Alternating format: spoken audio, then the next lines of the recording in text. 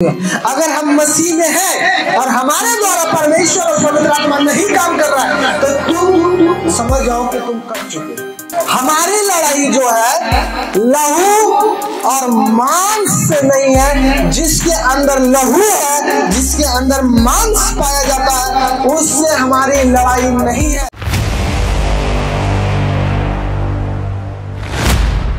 अगर हम अपने जीवन के द्वारा बड़ी महिमा देखना चाहते हैं तो बाइबल ये बताती है कि दिया को जलाकर दीवट के नीचे नहीं रखा जाता। तुम परमेश्वर की ज्योति होकर तुम कहाँ तो घर के अंदर घुस पड़े हो, बाहर ही नहीं निकल रहे, किसी को सुसमाचार नहीं सुना रहे, किसी को प्रभु के बारे में नहीं बता रहे। ज्योति के समान आपको कहाँ रहना है? दीवट के ऊपर रहना है, जिससे कि आपकी रोशनी लोगों में फैले। आमीन। कीमत कब बढ़ता है रोशनी का?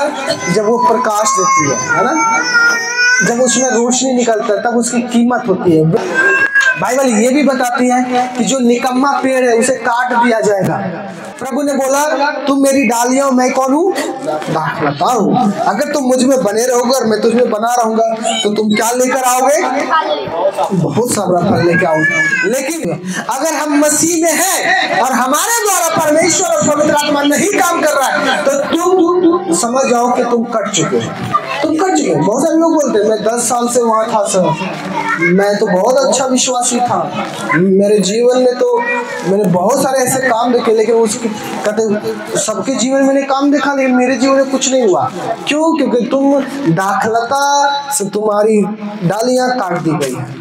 क्यों काट दी गई है? क्योंकि तुम सूख गए हो, तुम्हारे द्वारा फल नहीं आ रहा, तुम किसी को प्रभु के बारे में नहीं बता रहे, तुम किसी के लिए प्रार्थना नहीं कर रहे, किसी की ये भलाई चाहते नहीं हो, तुम्हारे अंदर क्रोध, ईर्ष्या, घमंड भरा पड़ा हुआ है, तो वो डालियां परमेश्वर खुद में लगाकर क्यों रखेगा? हालेलुया। क्यों रखेगा? बताओ, रखेगा? नहीं रखेगा। हालेलुया। लेकिन धन्य है वे जो प्रभु में बना हुआ है। हालेलुया। धन्य है वे जो फल लेके आ रहे हैं।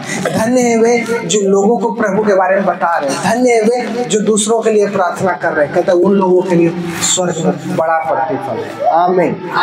उन लोगों के लिए स्वर्ग में बड़ा प्रतिफल है। आपको किसी से भी लड़ने की जरूरत नहीं है, किसी से भी झगड़ा करने की जरूरत नहीं है। हमारी लड़ाई जो है लहू और मांस से नहीं है। जिसके अंदर लहू है, जिसके अंदर मांस पाया जाता है, उससे हमारी लड़ाई नहीं है। यहोवा आप ही तुम्हारे लिए लड़ेगा, इसलिए तुम चुपचाप रहो। यहोवा तुम्हारी लड़ाई अपने आप लड़ेगा, इसलिए बाइबल कहती है कि तुम चुपचाप रहो। बाइबल क्या बोलती है कि तुम्हारी लड़ाई कौन लड़ेगा? यहोवा लड़ेगा। आमीन। आज आपकी बीमारी से कौन लड़ रहा है? आज आपके पाप के साथ कौन लड़ा? यीशु मसीह। आपके पापों के लिए क्रूस पर कौन चढ़ा? तो आपकी लड़ाई कौन लड़ा? प्रभु लड़ा। हालेलुया। आपको क्रूस पे चढ़ने दिया। आपको जो आपने पाप किया था उस पाप के लिए आपको मार खाने दिया। आपको कोई खाने दिया नहीं दिया। हालेलुया। आपकी पापों की लड़ाई किसने लड़ी? प्रभु ने लड़ी कि नहीं लड़ी? इसलिए लड़ी कि तुम चुपचाप रहो। मैं तेरा परमेश्वर और पिता जो है कहता अच्छा चरवाहा मैं हूँ जो अपने भेड़ों के लिए प्राण देता है। अच्छा चरवाहा कौन है? जो अपने भेड़ों के लिए प्राण देता है। चरवाहे को बोलता है तुम्हें टेंशन नहीं लेनी, वो भेड़ों को बोलता है तुम्हें टेंशन नहीं लेना, तुम्हें जितना खाना है खाओ। आफत से चरवाहा कहता मैं लड़ूंगा, है कि नहीं? कहते जहां तक तुम्हें चरना है चरो, आने वाले विपत्ति से मैं लड़ूंगा। आमीन। वैसे ही प्रभु ने बोला कि मेरे विश्वासी, मेरे बेटा और बेटी, तुम्हें जितना आत्मा में बढ़ना है बढ़ो, जितना अभिषेक में बढ़ना है बढ़ो, जितना वरदान में बढ़ना है बढ़ो। तुम्हारी लड़ाई जो तुम्हारे विरुद्ध में कोई लड़ने के लिए आएगा, तुम्हें चीरने फाड़ने के लिए आएगा, उससे मैं लड़ूंगा। आमीन।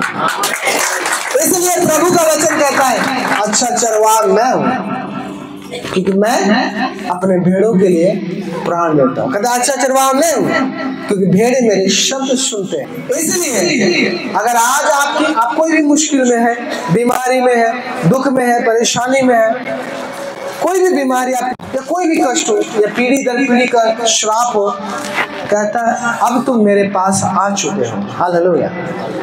कहता है रोमियो की पत्री 8वां अध्याय उसकी 1 आयत में लिखा है कि जो मसीह यीशु में उस पर दंड की आज्ञा नहीं है। क्यों? क्योंकि वे शरीर के अनुसार नहीं चलते हैं, वे आत्मा के अनुसार चलते हैं। आमीन। हम लोग जो हैं आत्मा के अनुसार चलने वाले से हैं। अब बाइबल बताती है कि अब तुम्हारी लड़ाई मैं लड़ूंगा, इसलिए तुम चुपचाप रहना। आमीन। तुम सिर्फ प्रार्थना करते रहना। तुम सिर्फ क्या करना?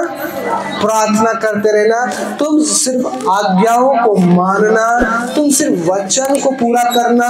उसके बाद जितनी भी तुम्हारी लड़ाई है वो लड़ाई मैं लड़ूंगा। आमीन। चाहे आपको बुखार हो, चाहे टीबी हो, चाहे अस्थमा हो, चाहे कैंसर हो, चाहे पागलपन की हो, चाहे अपेंडिक्स हो, पथरी हो, चाहे कोई बीमारी क्यों ना हो, चाहे शुगर की हो, कहता है तुम चुपचाप रहना, तुम सिर्फ मेरी आज्ञाओं को पूरा करना। अगर तुम मुझसे प्रेम रखते हो तो तुम क्या करना? मेरी आज्ञाओं को पूरा करना। तुम्हारी लड़ाई मैं लड़ूंगा। इसलिए 41 के 10 यशायाह में लिखा है मत डर, मैं तेरे साथ। आमीन। हालेलुया। प्रभु को वचन क्या कहता है?